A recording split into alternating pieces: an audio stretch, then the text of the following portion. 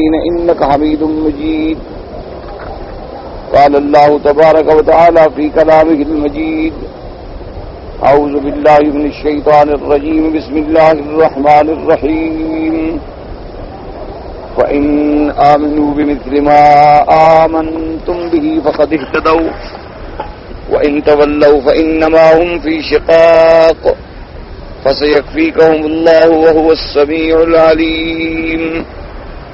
صبغة الله ومن أحسن من الله صبغة ونحن له عابدون.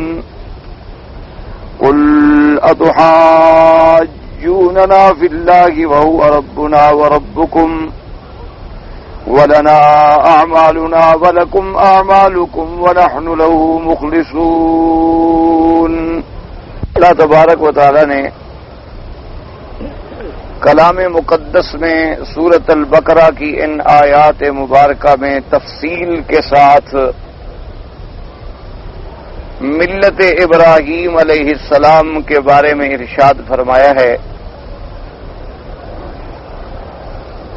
اور قرآن مقدس نے یہ شہادت دی، یہ بات واضح فرمائی ہے ملت ابراہیمی علیہ السلام اور ملت محمدی علیہ السلام جو ہیں وہ ایک ہیں. اور اسی طرح قرآن مقدس نے بڑے واضح دلائل کے ساتھ یہود کا بھی، نصارہ کا بھی اور مشرکین کا بھی رد فرمایا ہے جو یہ دعویٰ کرتے تھے کہ ہم ملت ابراہیم پہ ہیں. اصل میں یہود اور نصارہ اور مشرکین کا نام اس لیے لیا جاتا ہے کہ حضور صلی اللہ علیہ وعلا آلہ واصحابہ وسلم تسلیما کثیرا کے زمانے میں ہی لوگ موجود تھے، یعنی مکی زندگی میں آپ کا پالا مشرکین نے مکہ سے پڑھا، اور مدنی زندگی میں حضور صلی اللہ علیہ وسلم کا سامنا جو ہے وہ یہود و نصارہ سے کرنا پڑا، کیونکہ یہود تو خود مدینہ منورہ میں ہی آباد تھے، بنو نذیر اور بنی قریظہ، اور باقی نصارہ جو ہیں وہ نجران میں تھے، ان کا بھی آنا جانا جو ہے وہ سرزمین حجاز کے ساتھ تعلق رکھتا تھا. ویسے قاعدہ یہ ہوتا ہے کہ جہاں بھی کفر کا لفظ آئے گا تو سارا کفر مراد ہوگا، چاہے وہ کفر کسی شکل میں. یہ نہیں ہوتا کہ صرف آدمی اگر یہود و نصارہ کی تردید آ گئی ہے تو بھی ہندو کا تو نام نہیں ہے، سکھوں کا تو نام نہیں ہے، یا دہریہ اور شیعیین جو ہیں ان کا تو نام نہیں ہے. مراد کفر ہوتا ہے، کفر کسی رنگ میں ہو. اسی لیے حضور صلی اللہ علیہ وسلم نے وضاحت فرما دی کہ الکفر ملت واحدہ، کہ کفر جو ہے بس یہ سمجھو کہ ایک ہی ملت ہے ان کی، چاہے وہ کسی شکل میں، کوئی سورج کا پجاری ہے، کوئی چاند تاروں کا پجاری ہے، کوئی بتوں کا پجاری ہے، کوئی حیوانات کا پجاری ہے، کوئی دریاؤں کا پجاری ہے، کوئی انسانوں کا پجاری ہے، کوئی اللہ کے صفات کا منکر ہے، اور کوئی اللہ کے صفات میں الحاد کرتا ہے اور اللہ تبارک و تعالیٰ کے بیٹے اور اللہ کی بیٹیاں اور اللہ کی بیوی بناتا ہے. کسی شکل میں بھی ہو کفر ہوگا. اب مشرکین مکہ کا یہ دعویٰ تھا کہ ہم ملت ابراہیمی پہ، ملت ابراہیمی پہ دلیل کس بات کی تھی ان کے پاس؟ ان کے پاس جو دلیل تھی وہ یہ تھی کہ یہ کعبہ حضرت ابراہیم علیہ السلام نے بنایا ہے اور اس کعبے کے ہم خادم اور مجاور ہیں. زمزم جو سیدنا اسماعیل علیہ السلام کے قدموں سے نکلا ہے، ہم اس زمزم کے خادم ہیں. پھر ابراہیم علیہ السلام نے جو مناسک فرمائے ہیں، طواف ہے، مقام ابراہیم ہے، مینا ہے، عرفات ہے، مزدلفہ ہے، ہم سب ادا کرتے ہیں. اس لیے ہم جو ہیں وہ خالص ملت ابراہیم علیہ السلام کے. اسی طرح یہود و نصارہ کا بھی دعویٰ تھا کہ ہم بھی ملت ابراہیم علیہ السلام پہ ہیں، چونکہ ہم حضرت یعقوب علیہ السلام کے ماننے والوں میں ہیں، ان کی ذریت میں آئے ہیں حضرت موسیٰ علیہ السلام، حضرت عیسیٰ علیہ السلام. اور ان سب کا سلسلہ نسب جو ہے وہ جا کے ملتا ہے سیدنا ابراہیم علیہ السلام، چونکہ حضرت اسماعیل علیہ السلام اور حضرت اسحاق علیہ السلام اولاد ہیں حضرت ابراہیم علیہ السلام کی، اور یعقوب علیہ السلام بیٹی ہے حضرت اسحاق علیہ السلام کے، تو لہذا وہ کہتے تھے کہ دیکھو ہم جن پیغمبروں کو مان رہے ہیں ان پیغمبروں کا سلسلہ نسب جو ہے وہ تو ہے ہی ذریت ابراہیم علیہ السلام سے، تو لہذا ہم ملت ابراہیمی پہ۔ تو اللہ تبارک و تعالی نے ان آیات مبارکہ میں جو آپ نے پڑھی ہیں تاکہ خلاصہ آپ کے ذہن میں تازہ ہو جائے، اللہ تبارک و تعالی نے رد فرمایا کہ ملت کا دعویٰ کرنا فقط یوں نہیں ہوتا کہ آدمی نسب کے ذریعے کسی سے ملے تو یہ دعویٰ کرے کہ میں اس ملت پہ ہوں، یا انسان چند امور اپنا لے اور دعویٰ کرے کہ میں ملت پہ ہوں، یہ بات نہیں ہے۔ کیونکہ سیدنا ابراہیم علیہ السلام تو ماشاءاللہ امام الموحدین تھے، امام الحنفاء تھے۔ ابراہیم علیہ السلام کی ذات مبارک تو وہ ہے کہ جس نے اللہ کی توحید کے لیے یعنی ساری دنیا سے بطور محاورہ سارے زمانے سے ٹکر لے لی، بادشاہوں سے ٹکرا گئے، خاندان سے ٹکرا گئے، والدین سے ٹکرا گئے، آگ میں ڈالے گئے، ہر امتحان میں ان پر یعنی جو دنیا کے مظالم تھے ان کا مقابلہ کیا، لیکن اللہ کی توحید پہ قائم رہے۔ اور پھر ایک اکیلا انسان ہو کے اس نے اپنی پوری قوت کے ساتھ یعنی ظالم بادشاہ کا بھی مقابلہ کیا، وقت کے طاغوت کا بھی مقابلہ کیا، اور اوثان اور اصنام جتنے تھے ان کے مندر میں جا کے ان کو توڑ دیا۔ سیدنا ابراہیم علیہ السلام بت شکن تھے اور تم بت پرست ہو۔ سیدنا ابراہیم علیہ السلام بتوں کی نفی کرنے والے اور اللہ کی توحید کی دعوت دینے والے تھے، اور تم نے تو میرے گھر میں 360 بت رکھا ہوا ہے اور پھر بھی دعویٰ کرتے ہو کہ ہم ملت ابراہیمی پہ۔ یہود اور نصارہ جو دعویٰ کرتے ہیں تو اللہ کی تو توحید ہی یہ ہے کہ وہ واحد بھی ہے، احد بھی ہے، صمد بھی ہے، فرد بھی ہے، لم یلد بھی ہے ولم یولد بھی ہے۔ اس کی تو ذات ہی ایک ہے جس کا کوئی شریک نہیں ہے، نہ ذات میں نہ صفات میں، اور تم اللہ کے لیے بیٹے بناتے ہو پھر کہتے ہو ملت ابراہیم پہ۔ تم عیسیٰ علیہ السلام کو خدا کا بیٹا مانتے ہو، تم ثالث و ثلاثہ تثلیث کا عقیدہ رکھتے ہو مشرکانہ، اور دعویٰ کرتے ہو کہ ہم ملت ابراہیم علیہ السلام پہ ہیں۔ اسی طرح یہود جو ہیں وہ دعویٰ کرتے ہیں کہ ہم ملت ابراہیم پہ ہیں، اور عزیر کو حضرت عزیر علیہ السلام کو خدا کا بیٹا کہتے ہیں۔ اللہ تبارک و تعالیٰ کے نبیوں کی کتابوں کو بدلنے والے، تورات میں تحریف کرنے والے، اور سیدنا ابراہیم علیہ السلام نے جس پیغمبر کے لیے اللہ سے دعائیں مانگی اور جس کو حضور پاک نے بڑے فخر سے فرمایا کہ انا دعوت ابی ابراہیم، میں تو اپنے ابا ابراہیم علیہ السلام کی دعا ہوں، اور اس کا تم انکار کر رہے ہو اور ملت ابراہیمی پہ کیسے ہو؟ اس لیے اللہ پاک نے رد فرما دیا کہ ما کان ابراہیم یہودیا ولا نصرانیا ولکن کان حنیفا مسلما وما کان من المشرکین۔ اللہ نے فرمایا ظالمو، ابراہیم علیہ السلام نہ تو یہودیت پہ تھے نہ نصرانیت پہ تھے۔ اللہ تبارک و تعالی نے فرمایا ابراہیم تو خالص میری ذات کے ماننے والے، سب سے منہ موڑ کے اللہ سے رشتہ جوڑنے والے تھے، اور وہ مشرکین میں بھی نہیں تھے۔ تم کیسے دعویٰ کرتے ہو ملت ابراہیم کا؟ پھر انہوں نے ایک اور شوشہ چھوڑا، ایک شبہہ پیدا کیا، کہنے لگے جی ہمیں تو یعقوب علیہ السلام کو ہم ماننے والے ہیں، ان کی ذریت میں سارے پیغمبر ہیں، اور انہوں نے وصیت کی تھی کہ بھی میرے دین کے بغیر کسی اور کو نہیں ماننا۔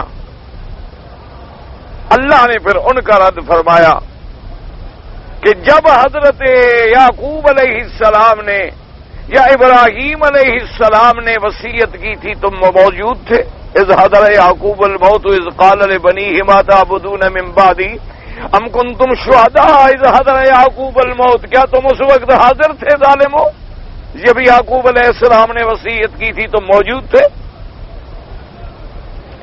اگر موجود نہیں تھے تو کیا وصیت یعقوب علیہ السلام تمہارے پاس لکھی ہوئی ہے؟ نقلن تمہارے پاس موجود نہیں، واقعے میں تم موجود نہیں تھے۔ حالانکہ حقیقت کیا تھی کہ حضرت یعقوب علیہ السلام نے بھی اپنے بیٹوں سے پوچھا تھا کہ ما تعبدون من بعدی، کہ میری وفات کے بعد بتلاؤ تم کس کی عبادت کرو گے؟ قالوا نعبد الہک و الہ آبائک ابراہیم و اسماعیل و اسحاق الہا واحدا ونحن له مسلمون، کہ ابا جان ہم تو اسی الہ کی عبادت کریں گے جس کی عبادت تیرے آبا نے، حضرت ابراہیم علیہ السلام نے، حضرت اسماعیل علیہ السلام نے، حضرت اسحاق علیہ السلام نے کی ہے، ہم تو اسی اللہ کو ماننے والے۔ اب یاد رکھو ان تمام واقعات سے ہمیں کیا سمجھ آیا؟ اللہ کا قرآن ہمیں ہدایت دینے کے لیے آتا ہے۔ اللہ تبارک و تعالیٰ کا قرآن غافلوں کو غفلت سے نکالنے کے لیے آتا ہے۔ اللہ کا قرآن سوئے ہوں کو جگانے کے لیے آتا ہے۔ ایسے نہیں کہ بس یعقوب علیہ السلام کا قصہ سنا دیا، ابراہیم علیہ السلام کا قصہ سنا دیا، جیسے تم دنیا کے قصے پڑھتے ہو کہ چلو نیند نہیں آ رہی کوئی کتاب اٹھا لو قصہ پڑھو نیند آ جائے گی۔ اللہ کا قرآن اس لیے نہیں آیا۔ اس سے ہمیں یہ سبق ملا کہ اگر آج بھی کوئی آدمی محض نسب کے اعتبار سے دعویٰ کرے کہ میں سید ہوں اور میں آل رسول ہوں، لیکن اس کا عمل، کردار، صورت اور سیرت جو ہے وہ اللہ کے رسول اور اللہ کے اولاد رسول سے نہ ملتی ہو تو اس کا یہ دعویٰ جھوٹا ہو۔ اسی طرح اگر کوئی آدمی دو چار کام تو کر لے، چلو نماز بھی پڑھ لے، طواف بھی کر لے، حج بھی کر لے، اور دعویٰ کرے کہ اب میں پکا موحد ہوں اور ملت ابراہیمی علیہ السلام پہ ہوں، لیکن کبھی کبھی قبروں پہ سجدہ بھی کر لے، کبھی کبھی غیر اللہ کو ندا بھی کر لے، کبھی غیر اللہ کی نظر بھی مان لے، کبھی منتیں منوتیاں بھی دے دے، کبھی قبروں پہ جا کے جانور بھی ذبح کر دے، کبھی وہاں دیگیں پکا کے غیر اللہ کی نسبت کر کے تقسیم کر دے اور کہ چونکہ میں نے حج پڑھا ہے، میں نماز پڑھتا ہوں، میں کلمہ شریف پڑھتا ہوں، لہذا میں ملت ابراہیمی بھی، اللہ نے فرمایا یہ دعویٰ بھی غلط ہوگا۔ ورنہ اسی طرح اگر چند کام کرنے سے بات بن جاتی تو پھر کعبے کا طواف تو مشرکین مکہ بھی کرتے تھے، حج تو مشرکین مکہ بھی کرتے تھے، زمزم تو مشرکین مکہ بھی پلاتے تھے، مقام ابراہیم کی قدر مشرکین مکہ بھی کرتے تھے، حجر اسود کی عظمت جو ہے وہ مشرکین مکہ بھی کرتے تھے، لیکن چونکہ اس عزت و عظمت کے ساتھ شرک بھی کرتے تھے تو برباد ہو گئے، ان کی سارے عمل جو تھے وہ اکارت چلے گئے۔ اگر تم بھی میری توحید کے کلمے کے بعد اور میرے پاک نبی صلی اللہ علیہ وسلم کی رسالت کی شہادت دینے کے بعد ذرا بھی شرک ملا دو گے تو تمہارے عمل بھی اکارت ہو۔ اس لیے اب ان آیات میں دیکھیں کہ اللہ تبارک و تعالی نے یہ سارا واقعہ بیان فرما کے پہلی بات فرما دی تاکہ مزید بات واضح ہو جائے۔ فرمایا فَإِنْ آمَنُوا بِمِثْلِ مَا آمَنْتُمْ بِهِ فَقَدِ اهْتَدَوْا وَإِنْ تَوَلَّوْا فَإِنَّمَا هُمْ فِي شِقَاقٍ فَسَيَكْفِيكَهُمُ اللَّهُ وَهُوَ السَّمِيعُ الْعَلِيمُ۔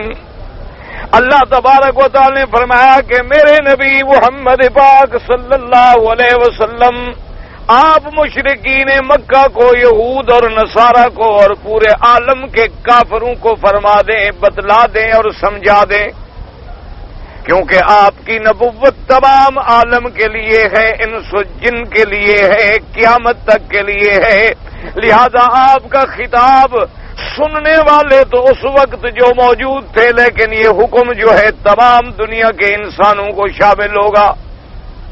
اس لیے فرمایا فَإِنْ آمَنُوا بِمِثْلِ مَا آمَنْتُمْ بِهِ، ان کو کہہ دو کہ اگر تم ایمان لے آؤ اس طرح جس طرح ہم ایمان لائے ہیں، میرے صحابہ ایمان لائے ہیں، مومنین کی جماعت ایمان لائی ہے تو فقط اہتدوا، پھر تم ہدایت کو پا جاؤ گے۔ اگر ایمان لانا ہے تو پھر ایمان کا نمونہ کیا ہے؟ محمد الرسول اللہ صلی اللہ علیہ وسلم۔ اور ایمان کا نمونہ کیا ہے؟ اصحاب رسول اللہ رضوان اللہ علیہم اجمعین۔ فرمایا پھر اسی طرح ایمان اگر لاؤ تو اب یہ سب کو دعوت ہو گئی۔ یاد رکھیں، یہ نہ کہے کہ بس میں چونکہ کلمہ پڑھتا ہوں لہذا بس میں کلمہ پڑھتا ہوں اور میں نے حج پڑھا ہے، جیسے آج بھی بڑے لوگ جو ہیں اللہ تبارک و تعالی معاف کرے وہ دھوکے میں مبتلا ہوتے ہیں۔ وہ کہتے ہیں جناب ہم کلمہ شریف پڑھتے ہیں اور اللہ کا شکر ہے ہم کوئی بتوں کی پوجا نہیں کرتے، ہم تو کبھی اپنے گھر میں بت نہیں رکھتے، ہم بتوں کو پھینک دیتے ہیں، توڑتے ہیں، بتوں سے نفرت کرتے ہیں۔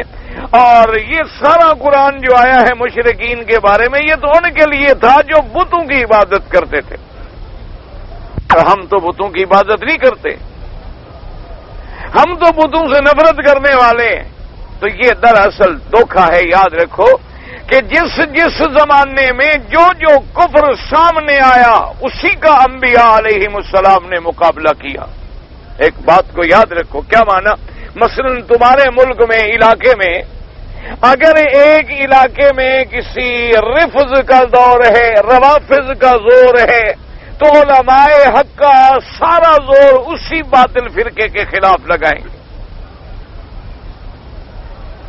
اس کا معنی یہ نہیں ہوتا کہ بس وہ اسی کے خلاف زور لگا رہے ہیں تو لہذا باقی سارے فرقے خود بخود ٹھیک ہو گئے۔ اس علاقے میں قادیانیت کا فتنہ زوروں پہ ہوگا، وہاں کے علماء حق کا اسی پہ زور لگائیں گے کہ لوگوں کو سمجھائیں کہ ختم نبوت کا معنی کیا ہے، ختم نبوت کے عقیدے کی حقیقت کیا ہے، حضور صلی اللہ علیہ وسلم کے بعد نبوت کے دعوے کرنے والے کا مقام کیا ہے، اور قادیانیت کا فتنہ کب اٹھا، کیسے اٹھا، مرزا کون تھا، اس نے کیا کیا دعوے کیے تاکہ لوگوں کو اس فتنے سے بچایا جائے۔ اب چونکہ وہاں ضرورت اس بات کی تھی،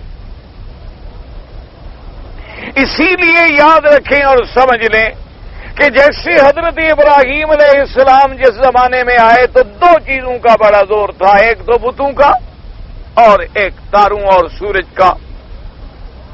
وہ یہ سمجھتے تھے کہ نظام عالم جو ہے یہ سب ان سیارات کے سپرد ہے، تمام عالم کا نظام جو چل رہا ہے سیارات چلا رہے ہیں، اور پھر ان سیارات اور ان بروج جو ہیں، ابراج جو ہیں، ان کی وہ شکل بناتے تھے بتوں کی صورت میں۔ کیا مانا؟ جیسے کئی برج ہوتے ہیں نا جی، اسد ہے، سرطان ہے، یہ اسی طرح بھی مشتری ہے، زحل ہے، فلاں سیارہ ہے، فلاں سیارہ ہے، تو وہ اسی کے مطابق اپنے بتوں کی شکلیں بناتے تھے۔ جیسے علم فلکیات سمجھنے والے لوگ ہیں، یا ماشاءاللہ آپ تو یہاں رہتے ہیں، آپ نے کبھی یہاں ساحل سمندر پہ بھی دیکھا ہوگا کہ بعض بڑے عجیب عجیب نمونے بنے ہوئے ہوتے ہیں،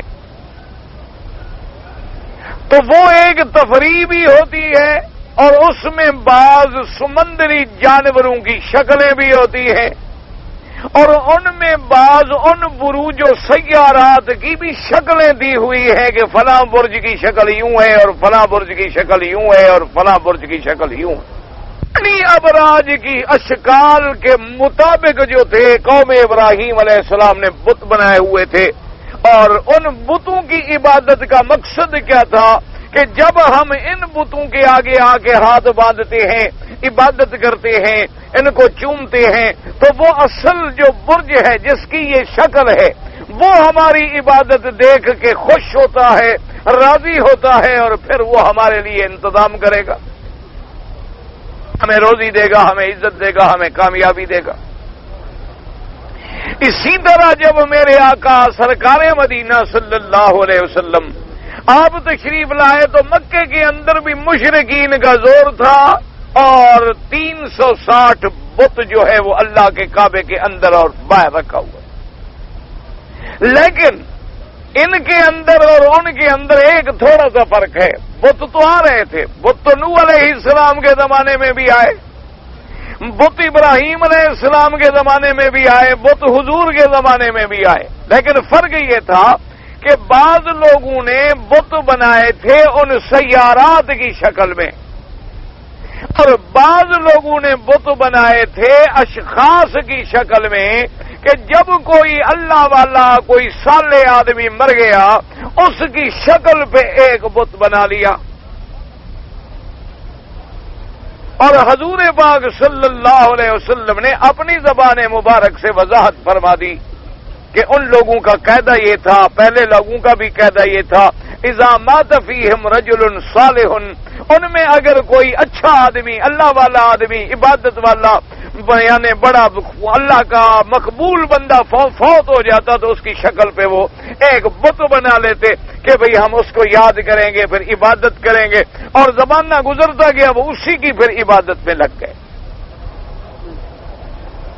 اسی لیے مکے میں جو بت تھے، جیسے اساف اور نائلہ ہے، ایک مرد اور ایک عورت کی شکل بت تھا، اسی طرح حبل ہے، لات ہے، باقاعدہ کتابوں میں موجود ہے کہ لات بھی ایک بندہ تھا، کان یلت السوی کا، وہ ستو پانی میں ڈال ڈال کے اور ستو بنا بنا کے حاجیوں کی خدمت کرتا تھا، اور بڑا اللہ کا بندہ تھا، عبادت گزار تھا۔ جب وہ مر گیا اس کا بت بنا دیا۔ تو تھوڑا تھوڑا فرق آتا ہے۔ اچھا، اور بعض لوگوں نے بت بنائے تھے فرشتوں کی شکل پہ۔ کیا مانا؟ ان کے دماغ میں یہ تھا کہ فرشتے اللہ کی بیٹیاں ہیں۔ اسی لیے آپ نے دیکھا ہوگا آج بھی مندروں کے اندر کچھ بت جو ہیں وہ مردوں کی شکل میں ہوتے ہیں اور کچھ عورتوں کی شکل میں ہوتے ہیں۔ مندروں کے اندر دیکھیں نا جی، تو کچھ دیوتاؤں کے بت ہوتے ہیں اور کچھ دیویوں کے بت ہوتے ہیں، یعنی کچھ عورتوں کی شکل ہے، کچھ مردوں کی شکل ہے، کچھ مذکر خدا ہیں، کچھ مؤنث خدا ہیں۔ اس کی وجہ کیا ہے؟ عقیدہ یہ تھا کہ ملائکہ جو ہیں وہ اللہ کی بیٹیاں ہیں۔ اور دلیل کیا تھی اللہ کے بیٹیاں ہونے کی؟ کہتے تھے کہ اللہ نے ان کو آسمانوں میں چھپا کے رکھا ہوا ہے نا، لڑکے ہوتے تو زمین پہ بھیجتے، سب کے سامنے آتے، سب کو ملتے، سب کی زیارت کرتے اور اپنی زیارت کراتے۔ چونکہ لڑکیاں ہیں تو اللہ نے پردے میں رکھا ہوا ہے۔ اس لیے مشرکین مکہ کا بھی یہ عقیدہ تھا کہ ان الملائکۃ بنات اللہ، ملائکہ اللہ کی بیٹیاں ہیں اور اللہ نے ان کو چھپا کے رکھا ہوا۔ بہرحال اتنی مہربانی کرتے تھے کہ بیٹی کو چھپانا چاہیے، اتنا یعنی ان کا بھی خیال تھا۔ ہم اس سے بھی اللہ معاف کرے کچھ گئے گزرے ہو گئے۔ ان کے دماغ میں بھی تھا کہ بھئی چونکہ لڑکی ہے تو لڑکی پردے میں رہتی ہے، اللہ میاں نے بھی چھپا کے رکھی ہوئی آسمانوں میں۔ ان کی شکل پہ انہوں نے بت بنائے تھے۔ اسی طرح عزا تھا، اسی طرح لات تھا، اسی طرح منات تھا۔ تو اب یہ بات یاد رکھیں، صرف یہ نہیں ہوتا کہ کوئی بت کی پوجا کرے یا بت کے آگے ہاتھ باندھے یا بت کے آگے سر جھکائے یا بت کو جا کے مسا کرے یا بت کو جا کے چومے چاٹے تو مشرک ہے۔ نہ، اللہ کے سوا جس کی بھی عبادت کرے، چاہے وہ چاند سورج ہو، چاہے وہ ملک ہو، چاہے نبی ہو، ولی ہو، انسان ہو، کوئی ہو، من دون اللہ، اللہ کے سوا، بس عبادت صرف اللہ۔ اگر ایک آدمی بت کے آگے جھک رہا ہے وہ بھی اسی طرح کا کافر ہے جیسے کوئی آدمی غیر انسان کو سجدہ کرے، وہ بھی اسی طرح کا کافر۔ یہ نہیں کہا جائے گا نہیں وہ تو بت کو سجدہ کرتے تھے، یہ تو انسان کو سجدہ کرتا ہے۔ اسی طرح کوئی آج بھی اگر بت کو سجدہ کرے اور ایک سورج کو سجدہ کرے،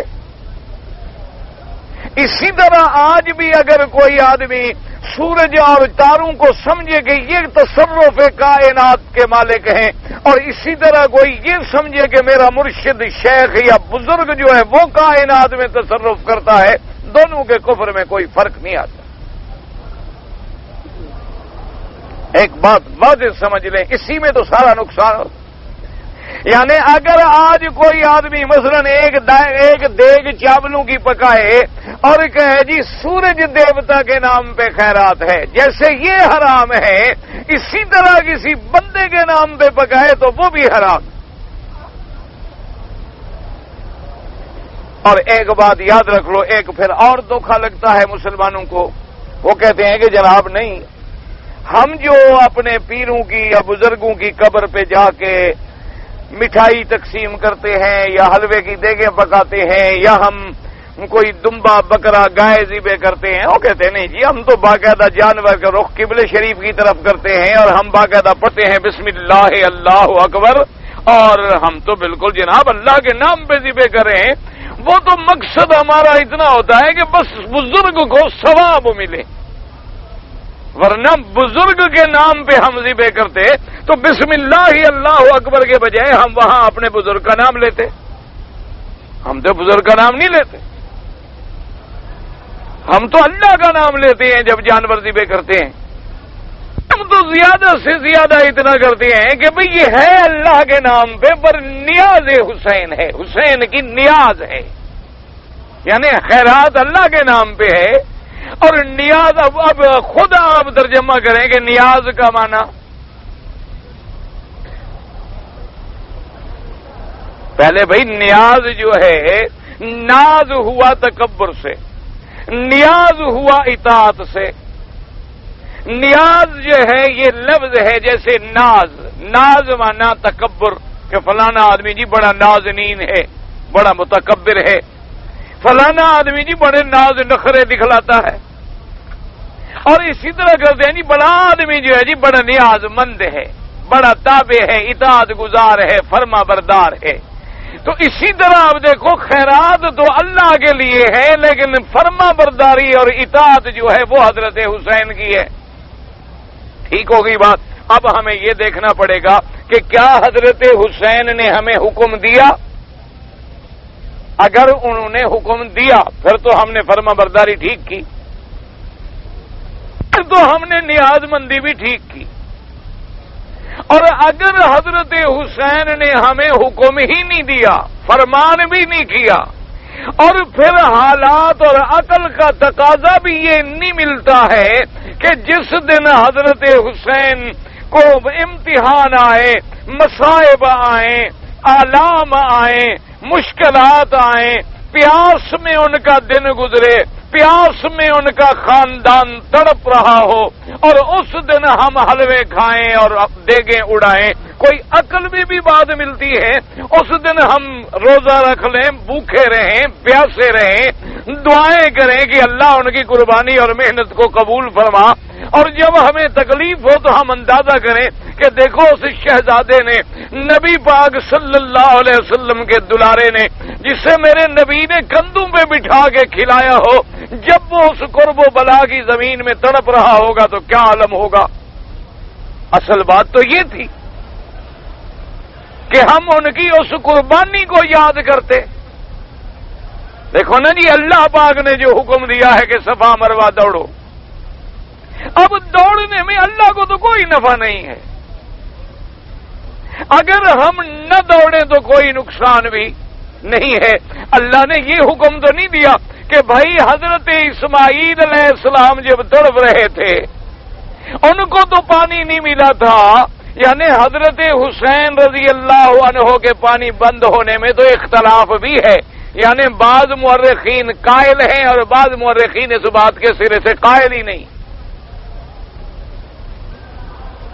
یعنی بعض مورخین کہتی ہیں کہ حضرت حسین رضی اللہ عنہ کا پانی بند کیا گیا، آپ کو پیاسا شہید ہونا پڑا، لیکن بعض مورخین محققین نے جو تحقیق کی ہے تو وہ حساب لگاتے ہیں کہ حضرت مدینہ منورہ سے چلے اور یہ اونٹوں کا قافلہ کب وہاں پہنچا، کتنے دن کا سفر تھا، کس دن شہادت واقع ہوئی، کتنے دن گزرے تھے کہ پانی بند کیا گیا، تو وہ نہیں مانتے ہیں، وہ کہتے ہیں یہ واقعہ پیش نہیں آیا پانی بند ہونے کا۔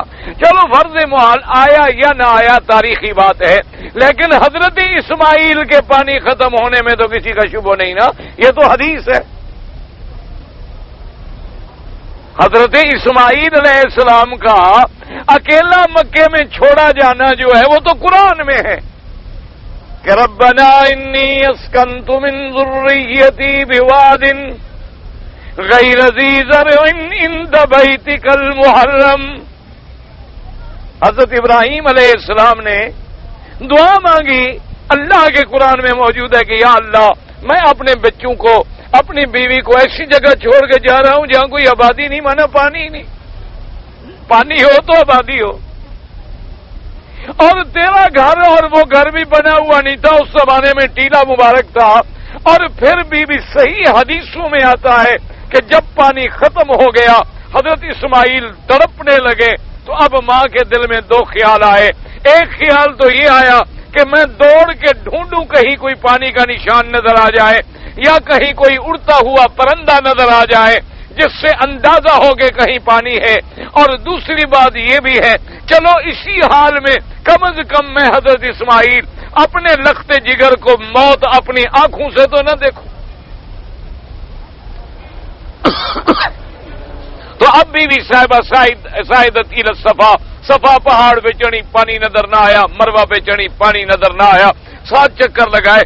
ایمان سے کہیں ہم سب مسلمان ہیں الحمدللہ، کسی پہ اعتراض مقصد نہیں ہوتا، مقصد کسی کے عقیدے کی اصلاح ہے کہ یوں نہ ہو کہ ہم مکے میں بھی رہیں اور پھر بھی مشرک کے مشرک رہیں، مدینہ منورہ میں بھی رہیں اور اسی طرح پھر بدعتی کے بدعتی رہیں، حضور پاک کا مدینہ بھی نصیب ہو جائے لیکن ابھی تک 11ویں 12ویں سے ہم نہ نکلیں، اور مکہ مکرمہ بھی نصیب ہو جائے اور ہمارے عقیدے بھی ٹھیک نہ ہوں، تو پھر خدا جانے ہمیں کہاں ہدایت ملے گی۔ اس سے بڑے ہدایت کے مرکز تو اللہ نے بنائے ہی نہیں۔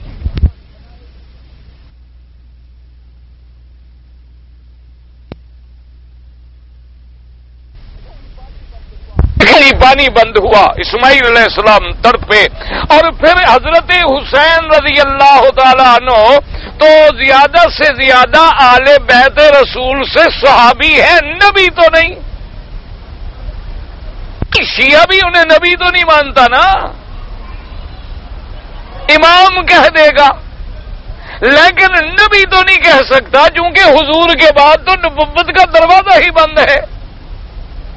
اور یاد رکھو صحابی ہونے میں بھی بعض علماء کو اشکال ہے، اس لیے کہ وہ صحابی ہونے کے لیے بالغ ہونے کی شرط لگاتے ہیں۔ وہ کہتے ہیں کہ آدمی بالغ بھی ہو، عاقل بھی ہو، بالغ بھی ہو، اور حضور کی صحبت بھی نصیب ہو، پھر جا کے صحابی بنتا ہے۔ وہ حضرات کہتے ہیں حضرت حسین تو چھوٹے بچے تھے اور حضور کی وفات ہو گئی، ابھی تو آپ اس مقام بلوغت پہ پہنچے بھی نہیں تھے۔ لیکن بہرحال محبت کا تقاضا یہ ہے کہ جب حضور کو دیکھا ہے، حضور نے کھلایا ہے، حضور کی اولاد میں ہیں، چلو صحابی ہیں، لیکن 1,00,000 صحابی نبی کا مقابلہ تو نہیں کر سکتا۔ ایسے 1,00,000 ولی کسی صحابی کا مقابلہ نہیں کر سکتا، 1,00,000 نبی کے 1,00,000 صحابی کسی نبی کا مقابلہ نہیں کر سکتا۔ اب خود اندازہ کر لو، حضرت حسین صحابی ہیں لیکن حضرت اسماعیل نبی ہیں، سمجھو بات۔ پھر حضرت اسماعیل نبی کے بیٹے نہیں، نبی کے دوتے ہیں، نواسے ہیں۔ یہ مسئلے کو حضرت حسین جو ہیں وہ سیدہ فاطمہ الزہرا کے پیٹ سے ہیں رضی اللہ عنہا، یعنی ابن علی ہیں، ابن نبی نہیں۔ ان کو ابن نبی تو ہم اس لیے کہتے ہیں کہ بیٹی کے بیٹے ہیں، تو چلو اولاد کی اولاد بھی اولاد ہوتی ہے، جیسے باپ کا باپ بھی باپ ہوتا ہے، اسی طرح اولاد کی اولاد بھی اولاد ہوتی ہے۔ اچھا پھر دونوں میں خدا کی شان ہے، یہ آپ دیکھیں، ایک اولاد ہوتی ہے آدمی کے بیٹے کی، ایک اولاد ہوتی ہے بیٹی کی، تو بیٹے میں سے جو اولاد ہے وہ بیٹی کی اولاد سے زیادہ مضبوط ہوتی ہے رشتے میں۔ ایک تیرا بیٹا تیرے سلب سے ہے، پھر اس بیٹے کی اولاد ہے آگے تو آپ اسے پوتا کہتے ہیں، اور اس کو حفید کہتے ہیں عربی میں، اور اگر بیٹی کی اولاد ہے تو پھر آپ نواسا کہیں گے۔ تو اب آپ خود انصاف کریں اللہ کے کعبے میں اپنے عقیدے کو سمجھنے کے لیے کہ حضرت حسین ہمارا عقیدہ ہے، ہمارا ایمان ہے کہ حضرت حسین جنت کے سردار ہیں، حضرت حسین اہل بیت رسول کے سردار ہیں، حضرت حسین رضی اللہ تعالیٰ عنہ میرے مدنی کے محبوب ہیں، اور محبوب کا محبوب محبوب ہوتا ہے، حضور صلی اللہ علیہ وسلم کے لاڈلے ہیں، حضور کی سب سے شان والی بیٹی کی اولاد ہیں، حضرت علی رضی اللہ تعالیٰ عنہ کے صاحبزادے ہیں، لیکن یہ سارے شان ہمارے آنکھوں پر، لیکن نبی نہیں ہیں۔ لیکن حضرت حسین نبی نہیں ہیں، اور حضرت حسین کا شان ہمارے آنکھوں پر، لیکن ابن نبی نہیں، بنت نبی کی اولاد ہیں، نبی کی بیٹی کی اولاد ہے، نہ خود نبی ہے نہ باپ نبی ہے۔ باپ حضرت علی ہے اور ماں سیدہ فاطمہ ہے رضی اللہ تعالیٰ عنہ۔ اب اس کے مقابلے پہ آئیں سیدنا اسماعیل۔ سیدنا اسماعیل خود بھی نبی ہیں اور ابن نبی ہیں، آپ بھی نبی ہیں اور باپ بھی نبی ہے، اور باپ بھی کون سا نبی ہے؟ سیدنا ابراہیم، ابراہیم الخلیل، جس کی آیات مبارک آپ ساری بحث پڑھ رہے ہیں، جس کو اللہ تبارک و تعالی نے، یعنی حضرت حسین کو تو ہم نے امام کہا اور ابراہیم علیہ السلام کو تو اللہ نے امام کہا۔ اللہ نے خود فرمایا انی جاعلک للناس اماما، اللہ نے فرمایا ابراہیم میں تمہیں لوگوں کے لیے امام بناتا ہوں۔ اب دونوں کا تقابل خود اندازہ فرما لو۔ اچھا، اور پھر سیدنا اسماعیل، اچھا آپ اسی طرح مثلا میں آپ سے ایک معمولی سی بات ہے، ایک باپ ہے ایک بیٹا ہے، شان کس کی بڑی ہوتی ہے؟ ہاں جی، تمہارے ملک میں بھی باپ کی بڑی ہے، آج کل تو اولاد کی بڑی ہے۔ ہاں جی، آج کل باپ بیچارے تو ریٹائر ہیں، پینشن پہ ہیں، لوگوں سے پوچھو تو کہتے ہیں جی چھوڑو جی پرانے وقت کا آدمی ہے وہ، ابا ہمارا جو ہے نا جی، اس کی باتوں میں نہ جانا جی، پاگل ہے بیچارہ، پاگل ہے، بیٹا کہتا ہے باپ کے بارے میں۔ ایسی لانتی اولاد بھی ہے دنیا میں، ایسی لانتی اولاد بھی موجود ہے کہ چند آدمی جو آئے تو ان کو سمجھانے کے لیے کہتا ہے کہ جناب آپ ناراض نہ ہوں، ناراض نہ ہوں، ابا ہمارا پرانے وقت کا آدمی ہے، پرانے خیالات کا آدمی ہے، پاگل آدمی ہے، بوڑھا آدمی ہے بیچارہ، اس کی بات پہ ناراض نہ ہونا، میں بڑا سمجھدار ہوں کہ اپنے باپ کو بکواس کر رہا ہوں۔ دوستوں کو خوش کرنے کے لیے باپ کی مخالفت کرو، یہ تو بڑا سمجھدار ہے، ایجوکیٹڈ ہے، پڑھا لکھا ہے، سمجھدار ہے، مہذب ہے۔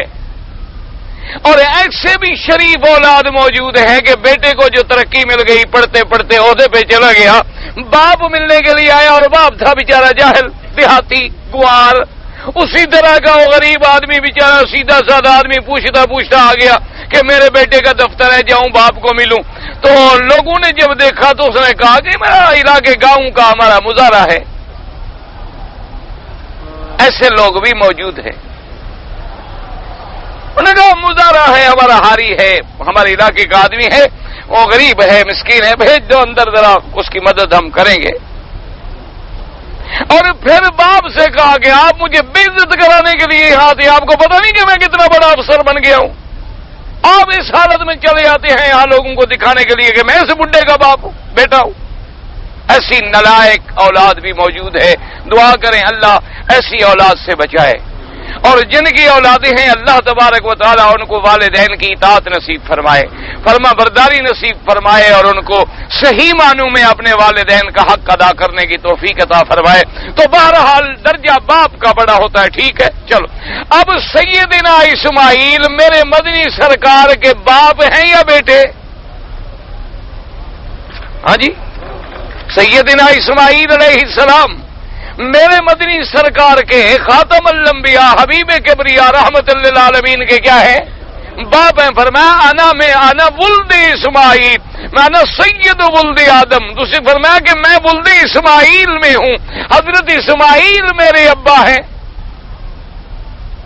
اچھا، حضرت اسماعیل بنے میرے مدنی کے ابا اور حضرت حسین بنے میرے مدنی کے بیٹی کے بیٹے، تو اس سے خود اندازہ فرما لیں کہ حضرت اسماعیل نبی بھی ہے، ابن نبی بھی ہے، اور پھر نبی کا باپ بھی ہے، خود بھی نبی ہے، باپ بھی نبی ہے، اور اس کے بعد ذبیح اللہ کا لقب پانے والا ہے، اور معمار کعبہ ہے جس کا خدا نے قرآن میں ذکر کیا، وَإِذْ يَرْفَعُ إِبْرَاهِيمُ الْقَوَاعِدَ مِنَ الْبَيْتِ وَإِسْمَاعِيلُ، اللہ نے اسماعیل کا نام لیا قرآن میں، اور ایک جگہ پہ نہیں کئی جگہ پہ اللہ نے نام لیا۔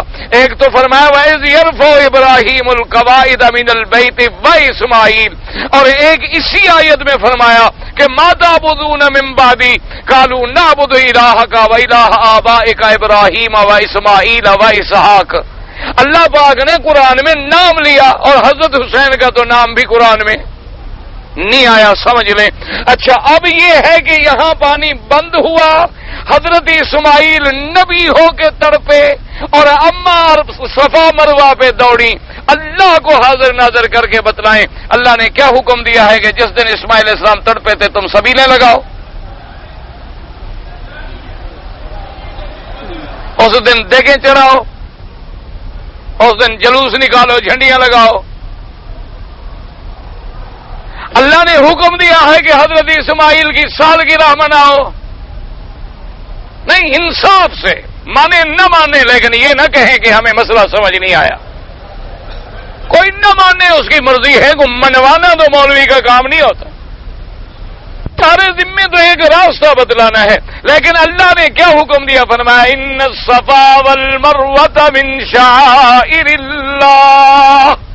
اللہ نے فرمایا میرے نبی نہ سالگرہ کی ضرورت ہے، نہ اس دن سبیلیں لگانے کی ضرورت ہے، نہ جھنڈیاں باندھنے کی ضرورت ہے، لیکن اس تڑپنے کے وقت میں جو اماں تڑپی تھی نا وہ عمل میں نے قبول کر لیا، صفا دوڑتے رہو، عمل کو زندہ رکھو قیامت تک، اس عمل کو زندہ رکھو جو اس مشکل وقت میں اماں نے، چونکہ اسماعیل علیہ السلام تو چھوٹے بچے تھے دودھ پینے والے، وہ تو عمل کر نہیں سکتے تھے، وہ تو دودھ پینے والے رضاعت والے بچے تھے، وہ تو وہی تڑپ رہے تھے جہاں حضرت جبریل علیہ السلام نے آ کے اپنا اللہ کے حکم سے پر مارا اور زمزم کا پانی نکلا۔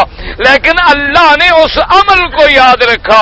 اگر تمہیں حضرت حسین سے محبت ہے، اللہ ہمیں بھی نصیب کرے، آپ کو بھی نصیب کرے، تو حضرت حسین کے عمل کو زندہ رکھو، نہ کہ جھنڈیاں لگا کے ایسے خون لگا کے شہیدوں میں نام لکھوا لو۔ تم حضرت حسین رضی اللہ تعالیٰ عنہ کے عمل کو یاد رکھو، ان کے عمل کو زندہ رکھو، ان کی سخاوت کو زندہ رکھو، ان کے حیا کو زندہ رکھو، ان کی شجاعت کو زندہ رکھو، باطل سے ٹکرا جانے والے جذبے کو زندہ رکھو، حق پہ ڈٹ جانے والی صفت کو زندہ رکھو، اس حق پہ ثابت قدم رہنے کو زندہ رکھو، اس عمل کو زندہ رکھو جو حضرت حسین نے درس دیا ہے اور قیامت تک کے لیے ایک زندہ مثال چھوڑی ہے۔ یہ تو نہیں ہے کہ صرف ہم اس دن چند رسمیں کر لیں اور کہیں خیرات تو اللہ کے لیے ہے، نیاز حسین کے لیے ہے۔ اسی طرح یاد رکھو کہ جب ہم کہتے ہیں کہ ہم نے بسم اللہ اللہ اکبر پڑھا ہے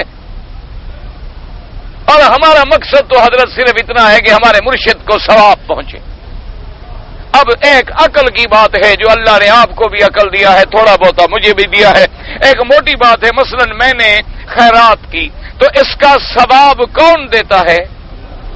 ہاں جی، ثواب اللہ دے گا یا مولوی ثواب لے کے کہیں پہنچائے گا، یا جو لوگ چاول کھانے آئیں گے ان کے پلے میں ثواب ہوتا ہے وہ ہمیں کوئی دے جائیں گے پوڑی باندھ کے ثواب کی؟ ہاں جی، کوئی پڑیا ثواب کی دے جائیں گے، یا ان کے پاس سے وہ چاول کھا کے جائے گا لکھ دے گا کہ ثواب جناب آپ کا، اور وہ ہم چیک لے جائیں گے بینک میں ہمیں ثواب مل جائے گا؟ نہ ثواب کون دے گا؟ تو اللہ نے یہ فیصلہ کیا ہے کہ اگر قبر پہ ذبح کرو گے تو ثواب دوں گا، گھر میں ذبح کرو تو ثواب نہیں دوں گا۔ بھئی ثواب دینا ہے میرے اللہ نے، تم مکے میں ذبح کرو تو ثواب کون دے گا؟ مدینے منورہ میں ذبح کرو تو ثواب کون دے گا؟ اگر اپنے ملک میں ذبح کرو تو ثواب، جب ثواب میرے اللہ نے دینا ہے تو پھر جانور لینا، پیر کے نام پہ اس کو چھوڑنا، پیر کے نام کا رنگ لگانا، پھر اس کو پکڑ کے باقاعدہ مزار شریف پہ لے آنا، پھر وہاں ذبح کرنا، وہاں پکا کے تقسیم کرنے کا کیا مطلب؟ تو وجہ پتہ ہے کیا ہے؟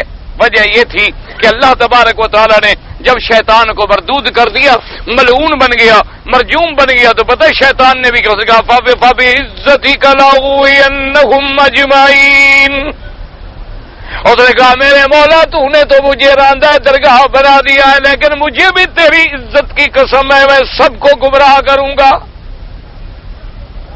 میں تو جنت سے نکلا ہوں، اب میں بھی تیرے بندوں کو نہیں چھوڑوں گا۔ ثم لآتینہم من بین ایدیہم ومن خلفہم وعن ایمانہم وعن شمائلہم ثم لا تجد اکثرہم شاکرین۔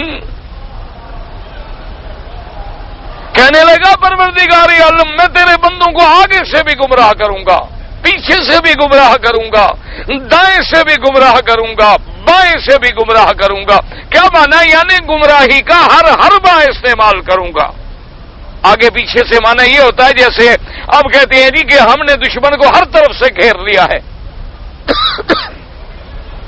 ہم نے دشمن کے خلاف جناب گھیرا تنگ کر دیا ہے، ہم نے ناکہ بندی مکمل کر لی ہے، ہر طرف سے ہم نے گھیرا ڈالا ہوا ہے، اب کوئی بھاگ کے نہیں کر، یعنی اس نے کہا میں ہر طرف سے انہیں گمراہ کروں گا۔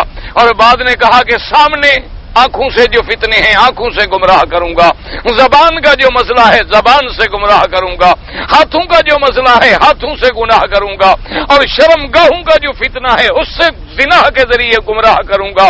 اسی طرح یمین ہے، شمال ہے، ہاتھ ہیں، پاؤں ہیں، ہر طرف سے میں انہیں گمراہ کروں گا۔ اور میرا مولا تو نے مجھے نکالا ہے، تو نے مجھے راندہ درگاہ بنایا ہے، تو جیسے جیسے تیرے کعبے کا طواف ہوگا میں قبر کا طواف کراؤں گا، جیسے تیری منت ہوگی میں غیر کی منت بنواؤں گا، جیسے مقام مینا میں تو نے حکم دیا ہے کہ میرے نام پہ قربانی کرو، اسی طرح میں قبروں کی قربانیاں بھی کرواؤں گا، میں تیرے مقابلے پہ پوری اپوزیشن کروں گا۔ تو اب حج کی بکری چونکہ کہیں ذبح نہیں ہو سکتی، کہاں ذبح ہوتی ہے؟ مینا میں۔ ایک حکم ہے نا کہ بغیر مینا کے بغیر حرم کے ذبح نہیں ہو سکتی ہے، تو وہاں بھی یہ ذہن بنایا گیا ہے کہ ٹھیک ہے ثواب تو اللہ دے گا لیکن قبر کے بغیر نہیں ذبح ہو سکتی، چڑھاوا وہیں چڑھانا ہے۔ اب آ گیا سمجھ آیا شرک، ورنہ مولوی اپنے چاولوں کو جو نقصان کیوں، اپنے پیٹ کو نقصان کیوں پہنچائے کہ حرام ہے نہ کھاؤ؟ تو مولوی تو اپنا پیٹ کاٹ رہا ہے، اس کو تو روز دمبے ملے اگر وہ کہے بھائی نظر چڑھایا کرو، وہ اپنا اس لیے کہ اب جب غیر کا شبہ آ گیا تو شاید چیز میں شرک آ گیا، اس لیے اللہ نے فرمایا تمہارا ایمان اس وقت تک قبول نہیں ہے۔ فَإِنْ آمِنُوا بِمِثْلِ مَا آمَنْتُمْ بِهِ، اسی طرح ایمان لاؤ جس طرح مومن ایمان لائے ہیں۔ اور حضور کے وقت مومن کون ہیں؟ صحابہ، کہہ دو رضوان اللہ علیہم، پھر ہدایت پاؤ گے۔ اور فرمایا فَإِنْ تَوَلَّوْا فَإِنَّمَا هُمْ فِي شِقَاقٍ، اور میرا مدنی اگر یہ اس طرح ایمان نہ لے آئے، اعراض کریں تو چھوڑیں، بس شقاق یہ جھگڑے میں ہیں۔ شقاق اصل کیا ہوتا ہے؟ شق یعنی ایک اس طرف ایک اس طرف، جیسے آپ کہتے ہیں جی آپ ادھر اور میں ادھر، فَإِنَّمَا هُمْ فِي شِقَاقٍ، اور جب میری توحید کے لیے آپ مشرکین سے بھی ٹکرائیں گے، یہود و نصارہ سے بھی ٹکرائیں گے، تو فطری بات ہے دل میں خیال آتا ہے مولا ہماری تو جماعت مسلمانوں کی کمزور ہے، فرمایا فَسَيَكْفِيكَهُمُ اللَّهُ، میرا مدنی کوئی غم نہ کرو، تیرا رب تجھے کافی ہے، وہی تجھے عزت دے گا، وہی تیری نصرت کرے گا، وہی تیری مدد کرے گا۔ اگر ساری دنیا میں شرک ہے آپ توحید پہ ثابت قدم رہیں، فکر نہ کریں۔ اور اس کے بعد فرمایا وَهُوَ السَّمِيعُ الْعَلِيمُ، اور دعاؤں کے سننے والا بھی کون ہے اور جاننے والا اللہ ہے۔ تو جب سننے والا بھی اللہ ہو اور جاننے والا بھی اللہ ہو، اور غیر جو ہے نہ سننے والا نہ جاننے والا، تو پھر ان کی نظریں کیا مطلب؟ پھر ان کے نام پہ سجدے کیا مطلب؟ وہ تو نہ سننے والے نہ جاننے والے، سننے والا اور جاننے والا کون ہے؟ صرف اللہ تبارک۔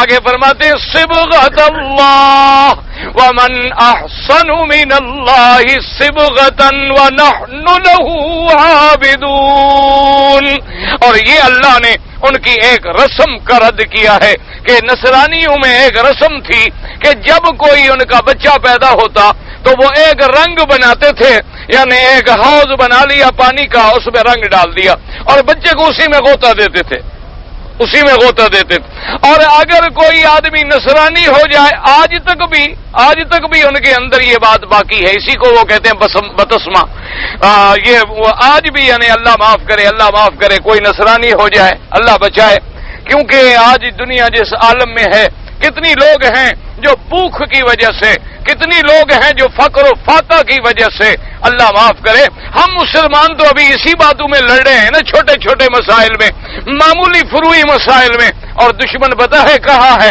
کہ بوسنیا میں لاکھوں دودھ پیتے بچے، لاکھوں 1 سال 2 سال کے بچے یتیم ہو گئے، ماں نہیں باپ نہیں، کوئی یہودی لے کے جا رہا ہے، کوئی نصرانی لے کے جا رہا ہے، تو جب وہ بڑے ہوں گے تو تمہارا کیا خیال ہے، مسلمان رہیں گے؟ اسی طرح دنیا میں دیکھ لو، راجستھان میں دیکھ لو، کشمیر میں دیکھ لو، کیا ہو رہا ہے؟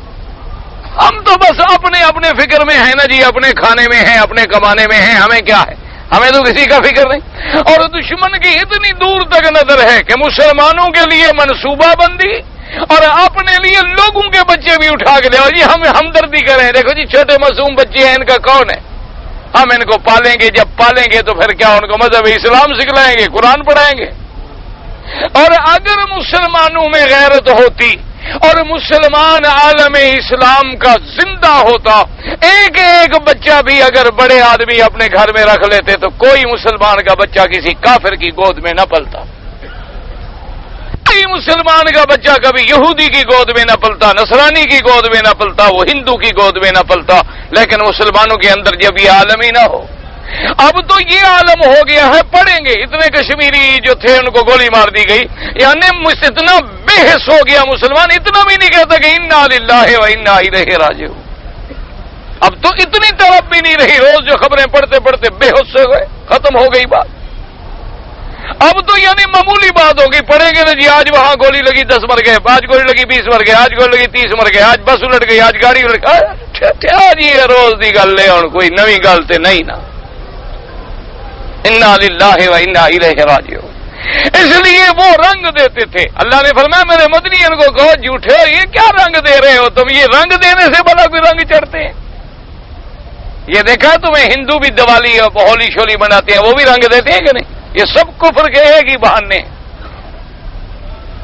وہ بھی ہولی والے دن رنگ پھینکتے ہیں ایک دوسرے پر، دیکھا ہوگا آپ نے، دیکھا نہیں ہوگا تو سنا ہوگا۔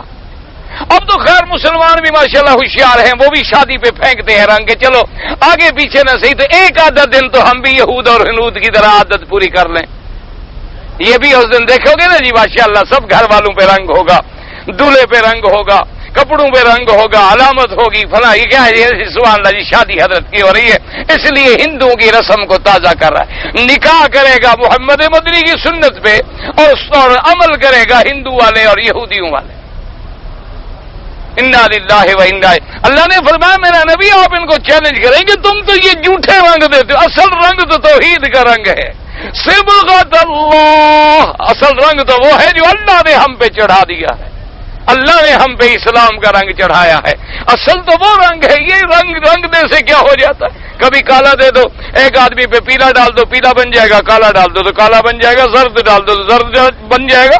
ان رنگوں کی کیا حیثیت؟ اس لیے فرما دیا کہ ان کو بتاؤ کہ صبغۃ اللہ ومن احسن من اللہ صبغۃ، اور اگر رنگ دینا ہے تو جو رنگ کا خالق ہے، جو بندوں کا خالق ہے، اس سے بہتر رنگ دینے والا کون ہو سکتا ہے؟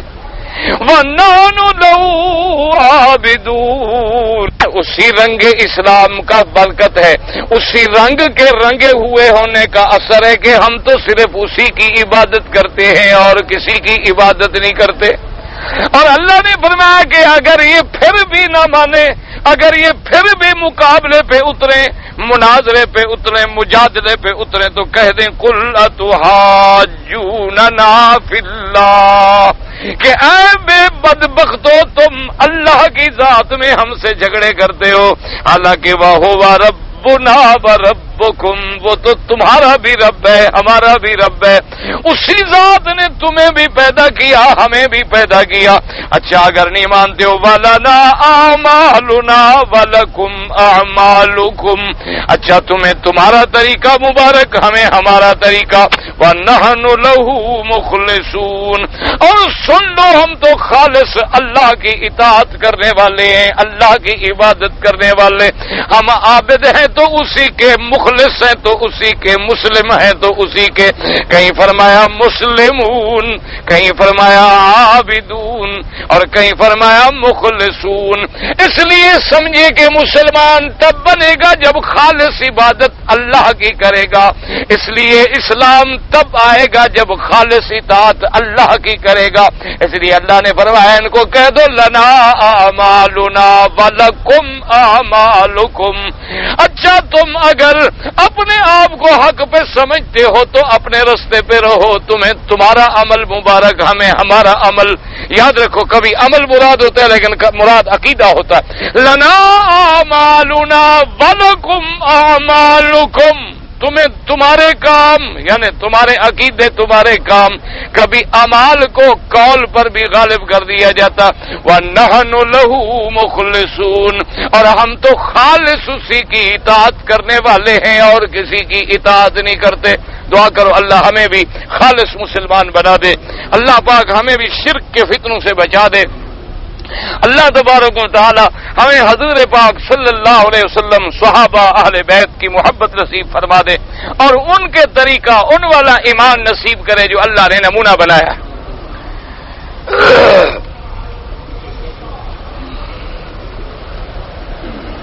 کہتے جی میرے بھائی کی شادی پاکستان ہونے والی ہے اور میں بھائی کی شادی کی خوشی میں اسی دن یہاں پر ایک ولیمہ کرنا چاہتا ہوں یا دعوت کرنا چاہتا ہوں، اور اس دن اگر وہ دوست جو ہیں وہ آ کے مجھے پیسے دیں تو کیا میرے لیے وہ پیسے لینا جائز ہوگا ناجائز ہوگا؟ بالکل جائز نہیں ہوگا۔ شادی تمہارے بھائی کی ہو رہی ہے، ولیمہ تم کر رہے ہو، بھائی شادی کا ولیمہ اس کو حکم ہوتا ہے جس کی شادی ہو، اس کے لیے حکم ہے کہ اولم ولو بشاتن، یاد رکھو۔ ہاں تم اپنے بھائی کی شادی کی خوشی میں لوگوں کو دعوت کھلا دو، محبت سے دوستوں کو بلاؤ، دعوت کھلاؤ، ولیمہ تو نہیں کر سکتے۔ اور پھر جب دعوت کھلاؤ تو دعوت کھلا کے بھی کوئی پیسے لیتا ہے؟ کوئی پیسے چیسے نہ لو اور ضائع بھی نہ کرو۔ اور میرا مشورہ مانو نا، جتنی بھائی کی خوشی میں تم پیسے خرچ کرنا چاہتے ہو، مثلا 200 500 1000 ریال، وہ کشمیر کے کسی غریبوں کو بھجوا دو، وہ تمہارے بھائی کے لیے دعا کریں گے، زیادہ فائدہ ہوگا۔ اب اپنے پیسے ضائع نہ کرو۔ کہتے جی کہ اگر انسان اپنے والدین کو ادب کے لیے پاؤں پہ ہاتھ بھی پاؤں پہ جھکنا یا سجدہ کرنا جب نبی کے لیے منع ہے تو والدین کے لیے کہاں جائز ہے؟ والدین کو راضی کرنے کا یہ کوئی طریقہ نہیں، والدین کو راضی کرنے کا طریقہ ہے ان کی فرما برداری، وہ جو حکم دیں تعمیل کرو، دیکھو خود بخود راضی ہو جائیں گے۔ اور تم ساری زندگی نافرمانی کرتے رہو اور آگے پاؤں پہ گر جاؤ، یہ کیا ہے؟ وہ تو آخر والدین بیچارے چپ تو ہو جائیں گے، لیکن اصل پاؤں پہ جھکنا یا رکوع کی حالت میں جھکنا یا پاؤں پہ جھک کے بوسہ دینا یہ سب ناجائز ہے۔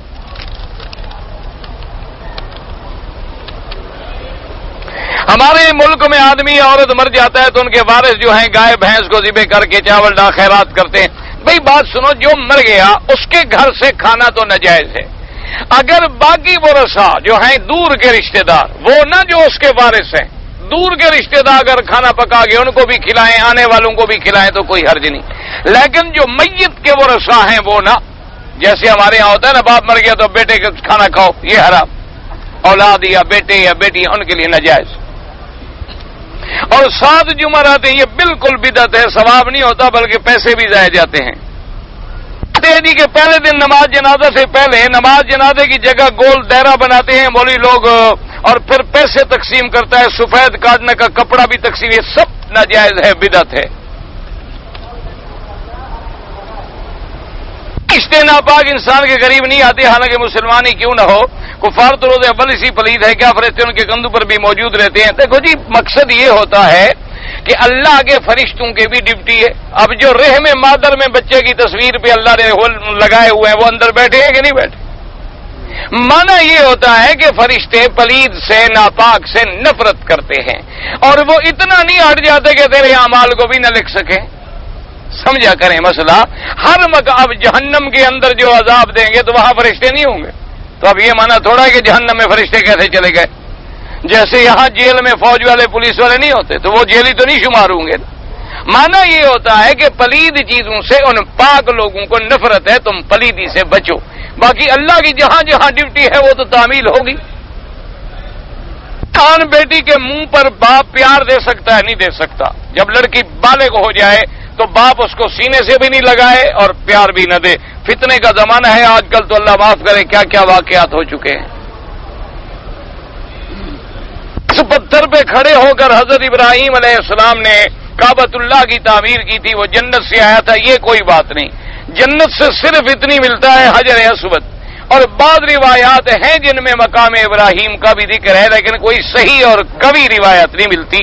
بہرحال کوئی پتھر ہو جو بھی ہو, جب اللہ نے اس کو اتنا شرف بخش دیا ہے تو ضروری تو نہیں کہ ہر چیز جنت سے ہی آئے. اس کا شرف جو ہے, اب حضرت ابراہیم علیہ السلام بھی تو دنیا میں پیدا ہوئے. حضرت ابراہیم علیہ السلام کے ماں باپ بھی تو دنیا میں ہی رہتے تھے, لیکن اللہ نے کتنا شان دیا. اگر لڑکا یہاں رہتا ہے, لڑکی پاکستان میں ہے, والد دونوں کے راضی ہیں, تو کیا ٹیلی فون پر نکاح ہو سکتا ہے؟ ٹیلی فون پر تو نہیں ہو سکتا.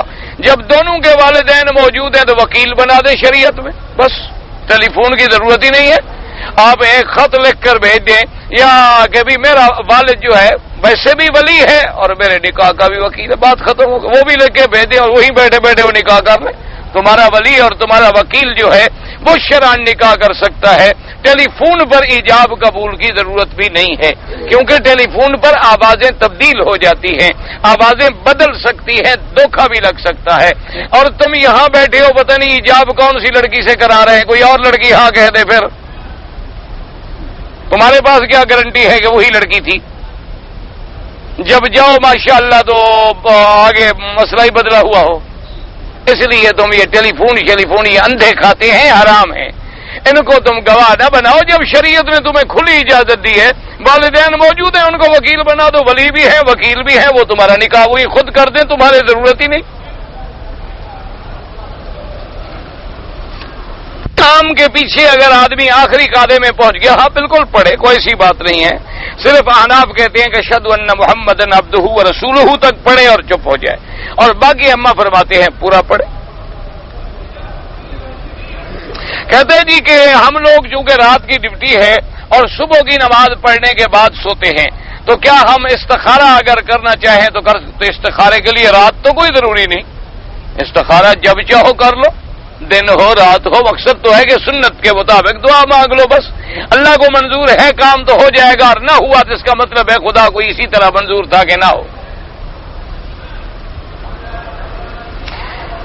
میں حرم شریف میں جب آتا ہوں تو صرف ایک ہی طواف کرتا ہوں. اللہ ایک نصیب کرے, 2 کرے, 10 کرے.